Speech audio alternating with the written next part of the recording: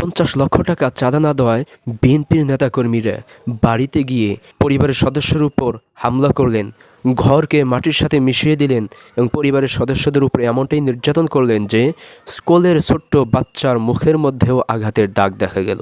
পরবর্তীতে কি দেখা গেল, ওই আসনের বিএনপির যিনি এমপি তিনি গিয়ে প্রশাসনকে নিয়ে তাদেরকে সেবা দেওয়ার চিত্র দেখা গেল। এটা কি বিএনপির নাটকীয় উপহাস? বিএনপি এখন ক্ষমতায়, জনগণের সেবক। যেই দল ক্ষমতায় থাকে জনগণের সেবক তারা। বিএনপি ক্ষমতায় মানে তার নেতাকর্মীগণ ক্ষমতায়, অর্থাৎ বিএনপি জনগণের সেবক মানে তার নেতাকর্মীর সমর্থকরাও জনগণের সেবক। তারা জনগণের সেবা করবে, জনগণের কল্যাণমুখী কাজ করবে, কিন্তু সেটা না করে তারা কি করছেন, চাঁদা না দেওয়ার কারণে বাড়িতে গিয়ে হামলা করে ঘরকে মাটির সাথে মিশিয়ে দিচ্ছেন, জনগণের উপর নির্যাতন করছেন। এটা কোন চিত্র? এটা কি বিএনপির নীতি নির্ধারণ? এটাই কি বিএনপির আদর্শ? এটাই কি বিএনপি প্রতিষ্ঠিত করতে চায়? নাকি বিএনপি বাংলাদেশে একটি সুশাসন প্রতিষ্ঠা করতে চায়?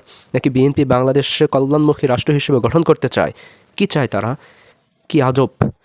নেতাকর্মীরা গিয়ে হামলা করলো, ঘরকে মাটির সাথে মিশিয়ে দিল, ছোট্ট শিশু কোলের সন্তানকে পর্যন্ত নির্যাতনের হাত থেকে রক্ষা দিল না।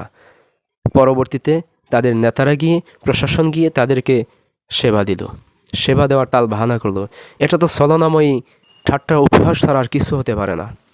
এখান থেকে বলতে চাই, বিএনপি সংগঠনকে বলতে চাই, জনাব তারেক রহমানকে বলতে চাই যে আপনার সংগঠনকে সুশৃঙ্খলবদ্ধ করুন, নিজের নেতাকর্মীদেরকে শৃঙ্খলার মধ্যে আনেন, নিজের নেতাকর্মীদের আনুগত্যশীল করে তোলেন।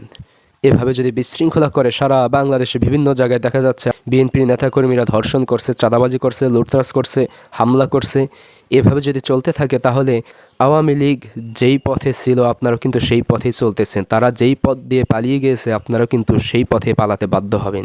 এই বিএনপির সংগঠন যদি এভাবে চলে, আগামী ভবিষ্যৎ এমন হবে আওয়ামী লীগের মতো বিনাশ হয়ে যাবে, নাই হয়ে যাবে, জাতীয় পার্টির মতো নাই হয়ে যাবে, এদের কোনো অস্তিত্বও থাকবে না। কাজেই এই দেশ এখন শান্তিপ্রিয় দেশ গঠন করতে চায়। তরুণ ছাত্র সমাজ তো রক্ত দিয়েছিল, জীবন দিয়েছে, জুলাইয়ের আন্দোলন করেছে।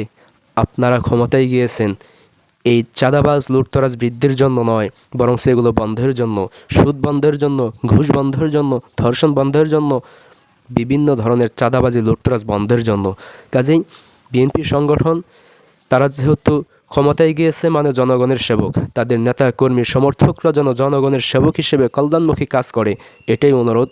এটাই বিএনপি সংগঠন বাস্তবায়ন করুক, তাতেই আগামী বাংলাদেশ একটি কল্যাণমুখী বাংলাদেশ হবে ইনশাআল্লাহ।